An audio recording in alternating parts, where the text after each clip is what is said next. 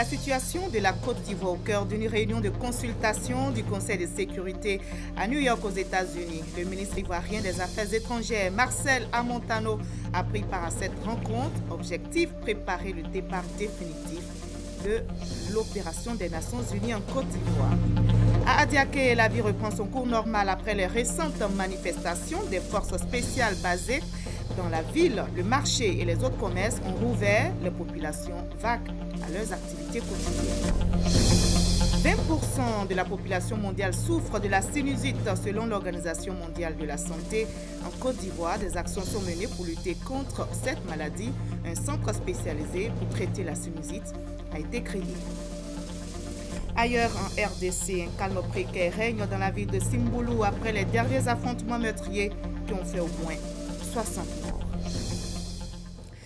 Voilà pour les titres. Merci d'être avec nous sur RTI 1. Ajouté au sommaire de cette édition, la page culture qui reprend ses droits après la CAN. Ce soir, notre invité est un ancien de la télé et de la radio, journaliste téméraire. Eugène Diekakou fait son entrée dans la cour des écrivains après 40 années de vie professionnelle. Son livre témoignage intitulé « Tu t'appelleras » Eugène Kakou raconte sa vie vécue au rythme des bâtons, des reportages, des défis qu'il a su relever avec le temps. De ce livre découlent des leçons de la vie et du journalisme, la vie de Kokangba, ou si vous voulez, d'Eugène Diekakou. Nous en parlerons dans la page culture et ce sera seulement dans une trentaine de minutes. Tout d'abord, direction Yamoussoukro, où les députés ivoiriens se sont retrouvés pour une formation. C'est le séminaire d'orientation 2016-2020. Les parlementaires ont été formés pendant 5 jours. Ils se disent prêts à mener maintenant leur mission de représentants du peuple à l'hémicycle. C'est un reportage signé Kadès Sogodogo. Fin de formation pour les 255 députés de la législature 2016-2020. 5 jours durant, les parlementaires ivoiriens ont vu leur capacité renforcée pour faciliter leur mission à l'hémicycle. Organisation et fonctionnement de l'Assemblée nationale, responsabilité des députés dans les interactions institutionnelles et la prise en compte du genre dans l'organisation et les priorités du Parlement, des notions qui ont prévalu durant la formation. D'intenses activités de travail qui ont permis aux députés élus et réélus de visiter pour certains, ou de revisiter pour d'autres, presque toutes les notions liées au champ lexical du Parlement. Des parlementaires qui se sentent véritablement enrichis. Ce sont des choses qui sont importantes, qui permettent aux députés de mieux appréhender leurs responsabilités et de disposer des outils juridiques et techniques nécessaires à l'exercice efficace de leur mission. Ce que nous venons de voir autour de cet atelier montre et démontre que la vitalité même d'une démocratie se mesure par la recherche des débats qui ont cours. Et cet atelier nous a donné l'occasion de le voir, des prémices devant augurer des lendemains d'un Parlement beaucoup plus riche et plus participatif, plus contributif à l'élan de démocratie. Les députés peuvent donc aujourd'hui mener cette mandature et réussir à faire en sorte d'être de véritables représentants du peuple dans les actions qui sont les leurs. J'ai beaucoup apprécié la diplomatie parlementaire. Vous savez que notre président Soro Guillaume a tout fait pour nous hisser au rang qui nous sied, c'est-à-dire tous les instruments, toutes les institutions desquelles nous étions exclus, il a tout rétabli et la Côte d'Ivoire ne peut que se porter mieux. Ce séminaire d'orientation se présente comme une véritable feuille de route pour les parlementaires. Il a été rendu possible grâce à l'USAID, ONU Femmes et le National Democratic Institute. Le Parlement ivoirien dispose désormais de 2 chambres selon les dispositions de la nouvelle constitution. Le sujet a été justement abordé à Yamoussoukro lors de cette formation des députés. Mais qu'implique un tel changement au niveau du Parlement? Comment les choses vont se passer désormais? Retrouvons notre reporter Kadès Sogodogo. Avec l'avènement de la Troisième République de Côte d'Ivoire, né de la Constitution du 8 novembre 2016, le Parlement ivoirien connaît un changement. On parle à présent de bicaméralisme qui succède au monocaméralisme. Quelle définition donner à ce thème? Quel changement inclut-il? C'est le même Parlement, mais qui n'est plus constitué d'une chambre, et constitué de deux chambres. L'Assemblée nationale d'une part et le Sénat d'autre part. Voilà un peu ce que bicaméralisme veut dire. Le Sénat, c'est un peu la représentation des collectivités territoriales, alors que l'Assemblée nationale, c'est la représentation des populations. Le collège électoral est différent. Pour l'Assemblée nationale, dans les circonscriptions, c'est les populations qui sont en âge de voter, donc qui ont la qualité d'électeurs qui élisent les députés. Alors que pour le Sénat, c'est les membres des conseils généraux, les membres des conseils municipaux et puis les députés qui constituent le collège électoral. Cette nouvelle écologie institutionnelle a occupé une bonne place au cours du séminaire d'orientation des parlementaires de la législature 2016-2020.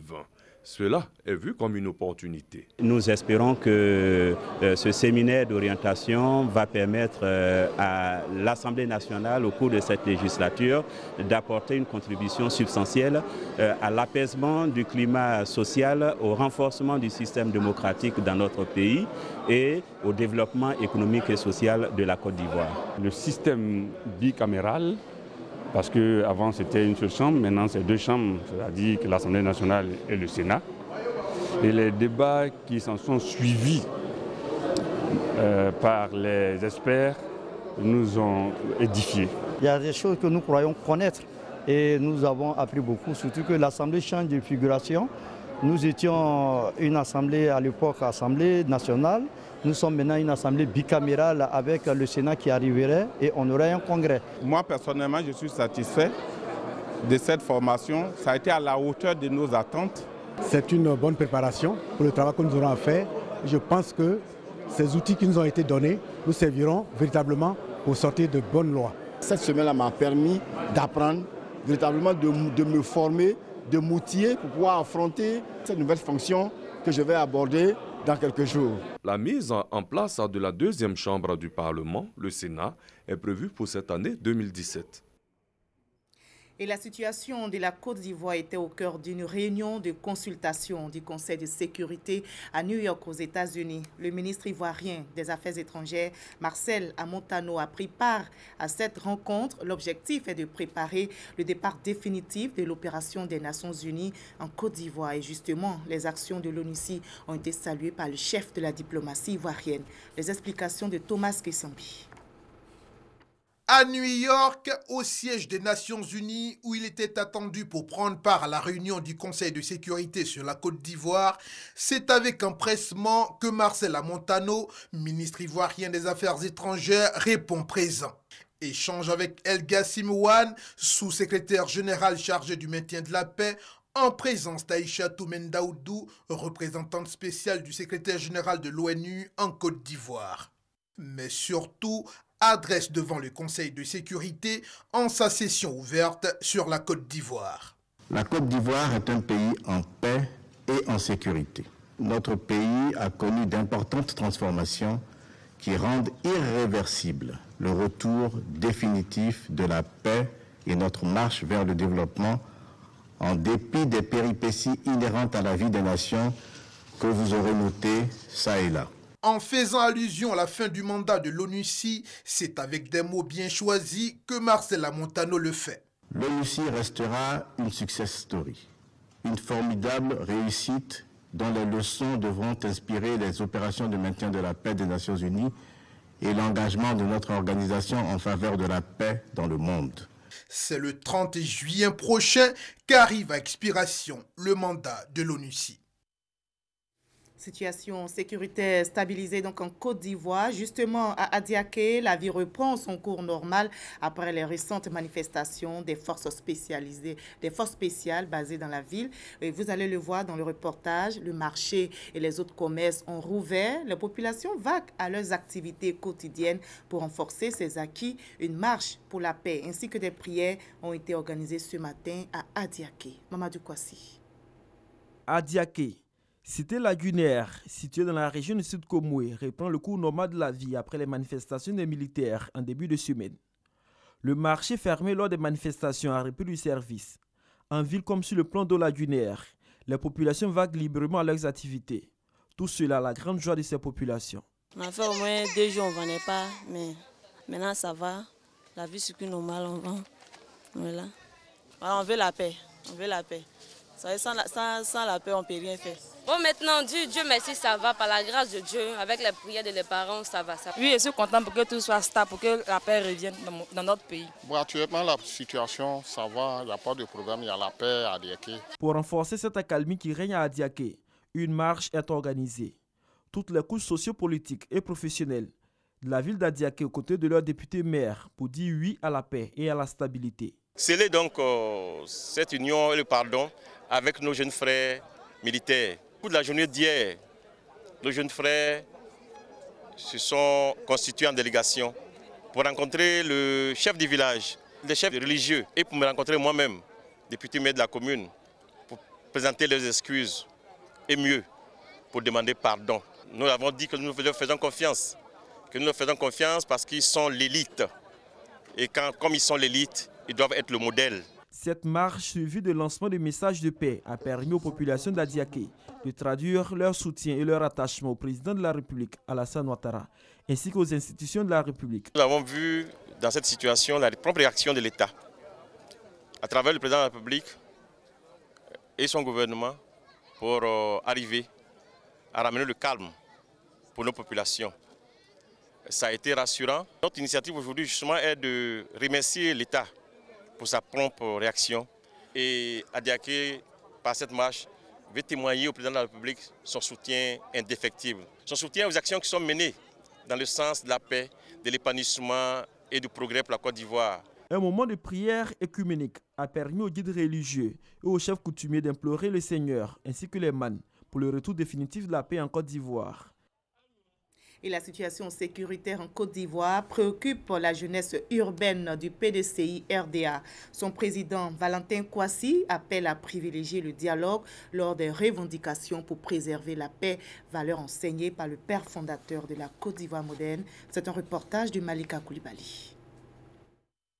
Le bureau de la JPDCI urbaine au grand complet face à la presse nationale. Pendant 1 heure de temps, le président Valentin Kwasi a passé en revue toutes les grandes questions politiques, sociales et sécuritaires de l'heure. Grève des fonctionnaires, parti unifié, candidature indépendante, mais surtout les récents remous au sein de l'armée ivoirienne. Nous sommes la jeunesse du PDCRDA. Nous sommes un parti qui a une philosophie de paix. Évidemment que tout l'appel que nous pouvons lancer, c'est un appel de paix. Un appel à l'apaisement. Revendication d'accord, mais la paix et la cohésion sociale avant tout. Pour mieux prôner ces valeurs défendues par le père fondateur de la Côte d'Ivoire moderne, la jeunesse urbaine du Parti démocratique de Côte d'Ivoire reçoit ici le soutien de ses aînés. Le secrétariat exécutif est venu réaffirmer toute l'importance que le vieux parti accorde à sa jeunesse. Je donne des conseils au nom de la direction de parti, n'est-ce pas, par rapport aux activités qui doivent être menées. Il faut qu'ils fassent leur programme d'action rapidement pour que nous puissions soumettre cela au secrétariat exécutif. Et nous avons apporté le message du président Rikouna Bédié pour leur demander d'être des jeunes et d'exemple, n'est-ce pas, pour le travail qui leur sera confié. La conférence de presse de la JPDCI urbaine était en même temps l'occasion de la présentation des membres de son nouveau bureau exécutif national. Un bureau qui s'est dit prêt pour les joutes électorales de 2020. Dans le domaine des ressources animales, la Côte d'Ivoire et l'Union européenne ont signé un partenariat qui porte déjà des fruits puisque 9 marins ivoiriens ont été formés au métier d'observateurs dans les navires de pêche. Ces formations entrent dans le cadre de l'application de la nouvelle loi sur la pêche et les accords de pêche passés entre l'État ivoirien et l'Union européenne. Francis Boifo pour les explications.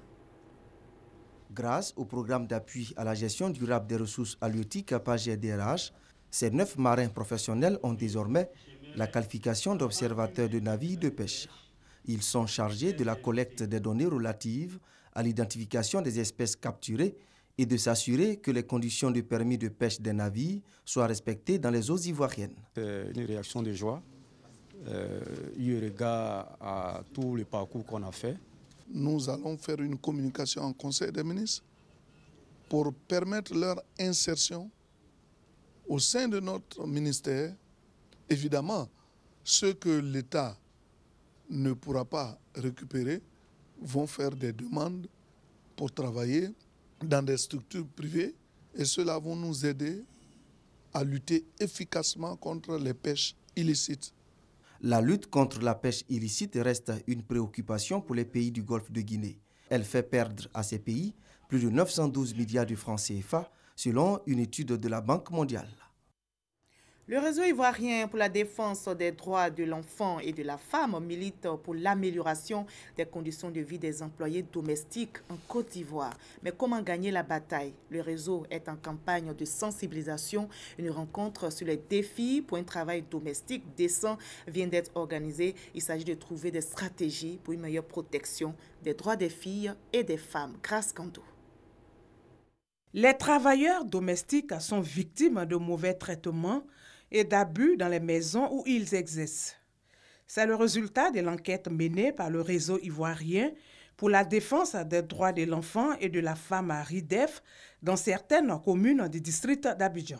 Manque de repos hebdomadaire et de jours fériés, salaire inférieur au SMIC ivoirien, fixé désormais à 60 000 francs CFA, sont autant de difficultés auxquelles sont confrontés le personnel de maison. Face à ce tableau, le RIDEF initie un atelier sur le travail domestique décent à la résidence Oinéné 6 aux 2 plateaux Vallon. Toutes les actions que nous avons menées jusqu'ici ont été des actions de plaidoyer pour emmener notre pays non seulement à ratifier la Convention 189 de l'OIT. La Convention promeut un travail domestique décent pour les travailleurs domestiques. Entre autres, la sécurité au niveau de l'environnement du travail, la sécurité sociale, faire un programme, un plan de retraite pour les travailleurs domestiques. Il y a aussi la question de la formation qu'il ne faut pas négliger. Nous avons réuni à plusieurs reprises déjà des décideurs politiques, des ministères, des organisations syndicales afin de discuter les problèmes sur le terrain, c'est-à-dire les conditions de travail pitoyables quelquefois des travailleurs domestiques. Un travail domestique décent passe aussi par une meilleure organisation du secteur. Nous sommes encore dans l'informel et notre souhait, c'est que nous soyons organisés, formés. Nous tenons compte des préoccupations et des suggestions de nos employeurs pour pouvoir nous améliorer. Mais ce secteur-là n'est pas organisé. Après cela, valoriser ce secteur parce que en fait, c'est un secteur pourvoyeur d'emploi. Cette rencontre qui dure 2 jours sera l'occasion de faire plusieurs propositions, entre autres la mise en place d'un cadre juridique qui réglemente le secteur du travail domestique en Côte d'Ivoire. Un autre combat à mener, c'est dans le domaine de la santé, la lutte contre la sinusite. 20% de la population mondiale souffre de cette maladie selon l'OMS. En Côte d'Ivoire, des actions sont menées contre la sinusite. Un centre spécialisé pour traiter la maladie a été créé et depuis 10 ans, cette structure a soigné 100 000 patients, dont 10 000 sont venus de l'extérieur. Découverte de ce centre avec notre reporter Honorine Ngori. La sinusite, maladie méconnue, a 2 origines. L'origine allergique et l'origine bactérienne. La sinusite, pour moi, c'est une maladie qui est due à la poussière. Par rapport aux narines, on éternue. La sinusite, c'est une maladie qui affecte le sinus. Le sinus qui se trouve au niveau de la face du nez. Il y a des inflammations qui entraînent des mauvaises odeurs au niveau des narines. Les symptômes de la maladie sont entre autres l'encombrement nasal, la mauvaise respiration, les fortes céphalées, les maux d'oreille et les caries dentaires. Cette maladie se manifeste sous 4 formes. Elle débute chez les personnes à partir de l'âge de 7 ans. La sinusite, c'est l'infection des sinus, l'infection de la glaire contenue dans les cavités sinusiennes. Nous avons 4 types de sinusite: sinusite frontale, sinusite maxillaire, sinusite phénoïdale, sinusite ethmoïdale. Que faut-il faire quand on constate ces symptômes? La première des maladies, il faut aller à l'hôpital pour aller voir un spécialiste. Ouais, pour une consultation vraie. Ce n'est pas conseillé de cueillir des feuilles arimoniennes pour mettre dans la voie nasale parce que tu augmentes l'agression. Les malades de la sinusite ne bénéficient pas d'une prise en charge gouvernementale. au dire du médecin-chef du centre de naturothérapie spécialisé en sinusite. Pour traiter les malades démunis, une cellule des cas sociaux existe. La sinusite, il n'y a pas de prise en charge. Nos malades, ils viennent de partout. En Europe, en Afrique. On a vu des gars qui sont quittés aux États-Unis directement pour on fait du social ici. Le centre de naturothérapie spécialisé en sinusite à la Riviera emploie des médecins conventionnels. Une consultation générale est faite, suivie d'une radio blondo pour dépister la maladie avant le traitement. De savoir, un rhume ne doit pas dépasser 12 jours. Le rhume à répétition, un rhume qui dépasse 12 jours, il faut soupçonner une sinusite. Donc, d'où la consultation chez le médecin va donner un bulletin, faire un blondo. Chez nous ici, les deux médecins travaillent concomitamment. Quand un patient arrive, il est d'abord reçu au département de naturothérapie où je suis le responsable. Je reçois le patient, je donne les informations. Si il est prêt à faire le traitement, un dossier est ouvert. Après la consultation que le patient est passé chez moi, il faut qu'il passe d'abord sur le médecin pour terminer la consultation biologique. C'est très important. Le traitement consiste à appliquer dans chaque narine notre produit GP20. Et au bout de 15 à 20 minutes, la mauve infectée qui se trouve dans les sinus commence à descendre. Ce qu'on appelle le drainage par application nasale de notre produit GP20. Et le traitement dure 1 heure. En général, les malades sont satisfaits des soins reçus. Il y a longtemps que je souffre de ce mal, je ne trouvais pas gain de cause, donc je suis rentré par là. C'est ma première séance, je vois que tout se passe bien. Voilà, donc il y a beaucoup de choses que j'ai dégagées et je commence à sentir les effets. Ça va maintenant. Maintenant, ça va. C'est avec son produit, le GP20, composé de groupes de plantes aux 20 vertus, que le centre de naturothérapie spécialisé en sinusite à la Riviera traite ses patients. C'est l'université Lorignon de Daloa qui a fait cette seconde étude, qui prend en compte guérison symptomatique clinique et guérison radiographique. Les résultats ont été donnés l'année dernière. Le GP20 guérit à 82,35%. Les médecins traitants préconisent la sensibilisation des populations pour qu'elles aillent se faire soigner à l'hôpital dès qu'elles découvrent cette maladie. Voilà un reportage réalisé pour vous par Honorine Anigori. Les taux se resserrent autour des véhicules de transport en commun non assurés ou mal assurés. De nombreux imprimés sont mis en circulation par le pôle de transport public de voyageurs. Désormais, l'imprimé d'assurance de couleur unique bleu délivré aux taxis communaux Baka et Car de voyage est remplacé par 3 nouvelles couleurs en fonction du type de véhicule de transport. Mais quels sont les enjeux? Quel est le dispositif mis en place pour combattre la fraude sur les titres d'assurance en commun? Élément de réponse dans ce dossier signé Michel Ticré. C'est un contrôle de routine pour vérifier l'authenticité des attestations d'assurance automobile.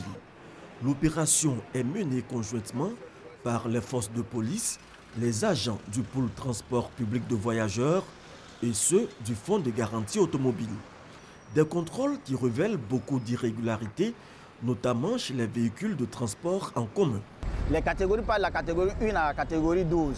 Mais en ce qui concerne les véhicules qui couvrent les transports publics de voyageurs, c'est la catégorie 4. Mais au moment des contrôles des opérations d'assurance automobile sur le territoire, nous nous sommes rendus compte que la majorité des véhicules en circulation détiennent des attestations de promenade et affaires, qui couvrent en réalité les véhicules de la catégorie 1. Or, en réalité, c'est une inconformité. C'est pour juguler ces anomalies et assainir le secteur des compagnies d'assurance pratiquant la branche automobile que le gouvernement ivoirien a créé en 2011 le pôle transport public de voyageurs. Le pôle TPV combat le mal à la racine en garantissant la traçabilité de toutes les souscriptions d'assurance des transports en commun sur toute l'étendue du territoire national.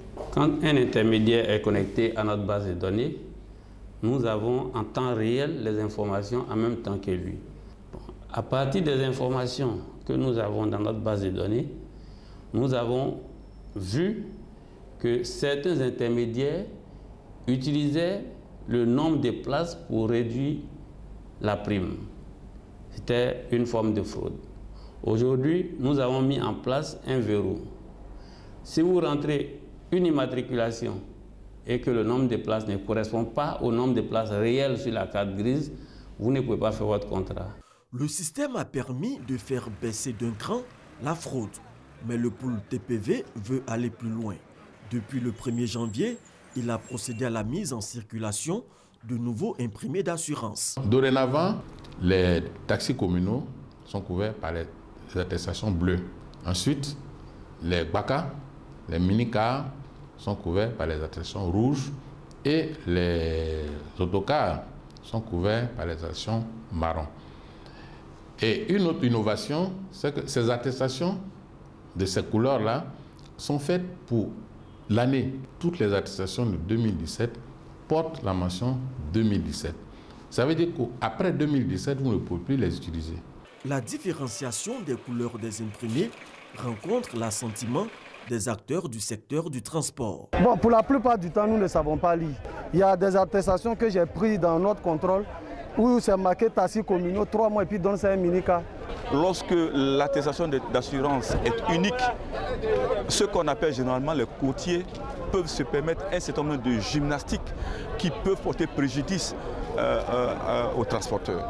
Aujourd'hui, avec cette nouvelle opération qui fait la différence entre l'attestation d'un taxi communal, l'attestation d'un autocar, l'attestation d'un minicar, les transporteurs aujourd'hui peuvent véritablement se permettre d'avoir des polices d'assurance conformes et qui, si vous voulez, s'éloignent de plus en plus de ce qu'on appelle la magouille et qui protègent la vie de nos passagers lorsqu'ils sont en déplacement. Avec le nouveau système, les souscripteurs ont la possibilité de vérifier eux-mêmes l'authenticité de leur assurance. On compose le 98 131 et maintenant dans le message, soit vous faites AA dièse, vous mettez le numéro d'attestation et vous faites valider. Automatiquement le serveur vous répond. Ou bien vous faites PO, vous mettez le code de l'intermédiaire, vous mettez dièse et puis le numéro de police, vous faites OK, le système vous répond. Ou bien vous mettez directement le IM dièse immatriculation du véhicule et puis le système vous répond. Du coup, le client, il sait déjà si son contrat est bon ou pas. La fiabilité du système mis en place par le pool TPV améliore la trésorerie des compagnies d'assurance tout en leur permettant de faire face, et ce avec célérité, au paiement des sinistres.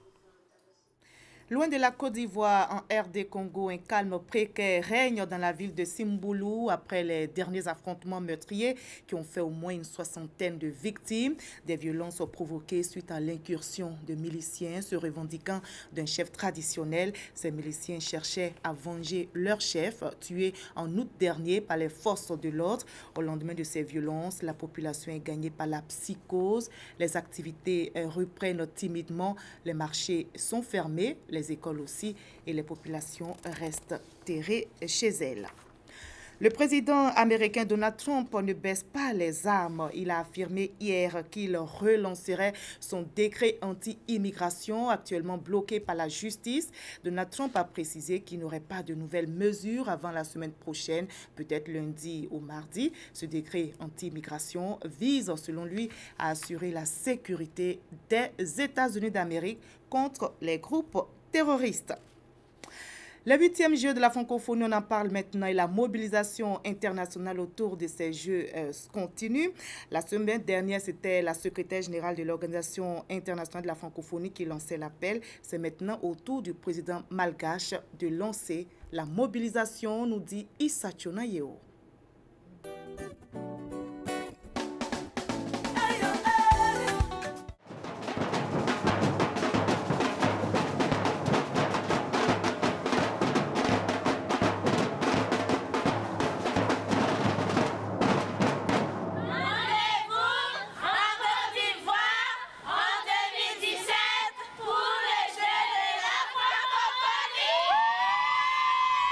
Tous à Abidjan en juillet 2017. L'appel du ministre auprès du président de la République, chargé des 8e Jeux de la francophonie, continue de faire recette. Lors du dernier sommet de la francophonie qui s'est tenu à Antananarivo, à Madagascar, le premier magistrat de ce pays et la communauté asiatique présente invitent le monde francophone à s'unir derrière Abidjan en juillet prochain. Nous avons toujours participé, donc j'espère qu'on va y participer pour gagner. Nous sommes des jeunes malgaches et nous serons tous à Abidjan en juillet 2017 pour le jeu de la francophonie. Coucou! Les Jeux de 2017 seront pour nous une inspiration. Vous allez nous montrer le chemin pour organiser les Jeux de 2021. Nous sommes de tout cœur avec vous et vous êtes assurés de notre présence en 2017. Ils seront avec une délégation importante pour s'inspirer de vos Jeux qui vont avoir une influence directe sur les Jeux de 2021. Coucou la Côte d'Ivoire, on est des Vietnamiennes. On vous encourage pour le jeu de la francophonie en 2017. Bisous. Les Jeux de la francophonie sont aussi des tribunes par excellence du vivre ensemble. Un repère et une boussole pour la jeunesse francophone dans un monde en mouvement. Si j'avais un message ici à faire passer, c'est surtout aux jeunes, en leur disant il faut qu'ils soient mobilisés, il faut qu'ils soient visibles pour ces Jeux, parce que les Jeux véhiculent les valeurs universelles et humanistes qui nous correspondent tous. J'invite mes compatriotes et les jeunes à faire le déplacement d'Abidjan pour apporter un soutien ferme à cette ville sœur de Ouagadougou et réaffirmer son attachement à la solidarité africaine. Ce type de rencontre est une rencontre d'échange, une rencontre d'expérience entre les différentes communautés, que ce soit les jeunes, que ce soit les hommes, que ce soit les femmes. Pour ceux qui est de Libreville, nous ferons partie justement de la délégation qui a fait le déplacement d'Abidjan pour accompagner et assister mon collègue et frère, M.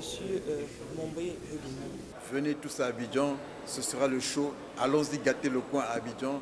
Il faut que nous tous, nous puissions faire en sorte que les Jeux de la Côte d'Ivoire soient des Jeux inoubliables et mémorables. Toutes les dispositions sont prises pour un séjour agréable des délégations qui viendront.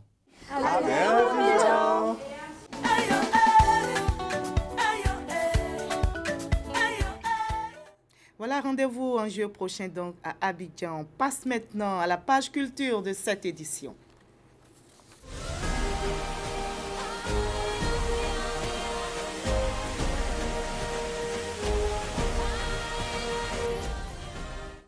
Et vous l'avez compris, c'est l'heure de l'entretien avec notre invité de la page culture. Bonsoir, Eugène Kakou. Bonsoir. Eugène Kakou ou Eugène Kakou, vous vous souvenez, c'est un nom que vous a imposé votre rédacteur en chef à l'époque, Ibrahim Koné. C'est une histoire? Oui, c'est une histoire vous en souvenez? Que j'ai bien voulu raconter. En quelques mots, racontez-nous. En quelques mots, bon, nous sommes arrivés à la radio, stagiaires, nous venions de l'école, gonflés, et puis le rédacteur en chef nous reçoit. Tout heureux. Tout heureux, nous étions, on attendait qu'on nous dise, bon, vous allez passer à l'antenne. Et puis il dit, comment vous appelez? Bon, moi je dis Eugène Kakou. Où vous allez avec tout ça? Où vous allez avec tout ça? Vous croyez que la radio, c'est... Vous pouvez citer tous vos noms, parce que c'est un... Kakou, Eugène Jacques Christophe Amiao. Voilà. Et il vous dit? Il me dit, vous vous appellerez Eugène Kakou. Tu t'appelleras Eugène Kakou. Un point, un trait. Voilà. Alors, nous allons regarder cet ouvrage justement que vous avez sorti, vous avez publié, et l'ouvrage vous avez dédicacé ici même à la RTI. On va suivre cet élément de Konaté Moussa pour suivre notre entretien. De journaliste à écrivain, il n'y a qu'un pas. Après 40 années de métier de journaliste à la radio et à la télévision ivoirienne, Eugène Kakou utilise sa plume pour produire un livre. Une autobiographie dans laquelle l'auteur raconte sa propre histoire à travers des anecdotes, témoignages et hommages à des personnalités. Un ouvrage intitulé « Tu t'appelleras Eugène Kakou ». J'étais encore rédacteur en chef de Radio Côte d'Ivoire. Et Eugène est arrivé, il m'a décliné son nom kilométrique. J'ai dit, mais qu'est-ce que c'est cette histoire-là? Où croyez-vous? Ici, vous êtes dans un média audiovisuel.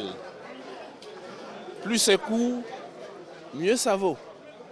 Et puis ici, on écrit et on parle pour l'oreille. Tu t'appelleras désormais Eugène Kakou. Parce que ça passe bien dans mon oreille. Ça va passer mieux chez l'auditeur. Voilà l'histoire.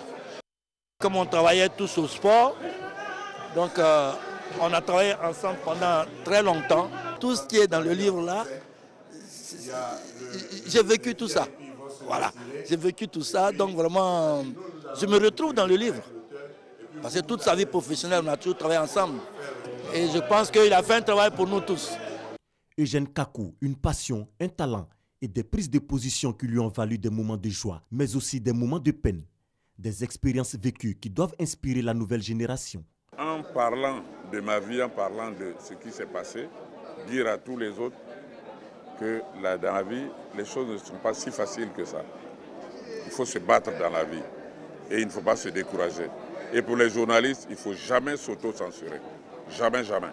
Né en 1945, Eugène Kakou était journaliste et reporter sportif à la radiodiffusion-télévision ivoirienne. Il a animé des émissions, notamment Pas comme les autres, 5x3, Pays profond. Il fut président du Conseil national de la presse et également président de la Fédération ivoirienne de cyclisme. À 72 ans, il fait donc ses premiers pas dans la littérature avec cette œuvre de 171 pages. Eugène Kakou, grande gueule, mais aussi belle voix, journaliste émérite. Ouais. Alors, j'ai parcouru votre ouvrage et je me rends compte que vous n'avez peur de rien. Décidément, qu'est-ce qui vous fait peur? Rien. Rien. Rien. Le bon Dieu, hein? Il n'y a que lui. Oui, mais sur la terre des hommes, vous n'avez peur de rien. Et ça vous a valu des coups aussi dans votre carrière. Oui, mais alors, si on ne prend pas de coups... Vous savez, dans la vie, il faut se battre. Et quand on se bat, on est sûr de prendre des coups aussi. Quand vous en donnez, vous en prenez. Alors, quand on regarde un peu votre parcours, vous avez même fait la prison. À un moment donné, même, vous avez laissé votre métier de journaliste. Vous êtes devenu, à un moment donné, même directeur d'une société de gardiennage. De gardiennage, oui. Alors, je me suis interrogée, qui est Eugène Kakou? Qu'est-ce qu'il cherchait au juste? Ce qu'il cherchait, qu'on le respecte. Puisque lui respectait tout le monde, il fallait qu'on le respecte. Et quand on ne le respectait pas, bon, le Kindor qu'il était, parce que je suis Kindor. Troisième donc. Oui. Enfant. Les amis disent Kindor, ben il faut. Bon, le Kindor qu'il était, c'était pas qu'on lui marche sur les pieds. Et à partir de ce moment-là, bon, ben, il disait ce qu'il pensait. Et puis ça, c'est de famille, c'est de... Vous voyez, les Djekakou sont un peu comme ça. Hein. Si vous connaissez tous les Djekakou, ils n'attaquent personne. Et quand ils sont attaqués, ils se défendent. D'accord. Et ils y vont jusqu'au bout. Hein. Eugène Kakou, le fondeur, vous êtes d'accord? Eugène Kakou, le rebelle, le rebelle. Non. Pourquoi? Vous êtes un téméraire. Téméraire, ça c'est Clovis Ewa qui a pensé vraiment que j'étais téméraire. Parce que vous savez... Et vous, qu'est-ce que vous en dites? Quand je suis revenu de stage, niveau 3, chef de production de France, oui. Je suis venu trouver le syndicat que j'avais laissé. Il n'y avait que des... Le Cinéinfo. Il n'y avait que des gens d'un certain niveau. Et de niveau 3, nous étions 3. Kofi Ama, Déby Daï et moi-même. Et moi, quand je suis arrivé, j'avais été nommé par le ministre Thiam à la télévision, c'était M. Mamadou Berté qui était le directeur, et on m'avait mis comme conseiller technique de M. Mamadou Berté, avec voiture et tout et tout. Et puis personne n'a compris pourquoi quelqu'un à qui on faisait tout ça, le ministre Thiam encore moins, acceptait d'aller au syndicat. Mais j'ai expliqué au ministre Thiam que si le président Houphouët-Boigny, on l'appelait président en ce moment-là, c'était parce que lui, médecin comme mon père, avait laissé sa médecine et était allé être syndicaliste, planteur. S'il n'avait pas fait ça, il ne serait pas devenu président de la République. Il n'aurait pas été ministre français, il n'aurait rien été. Alors je me dis, mais pourquoi je ne ferais pas comme Houphouët? D'accord. Alors, quand vous regardez, vous avez eu des démêlés même, vous l'avez dit, hein, avec le président Félix Houphouët-Boigny, et vous avez convoqué après un reportage. Qu'est-ce qu'il vous reprochait?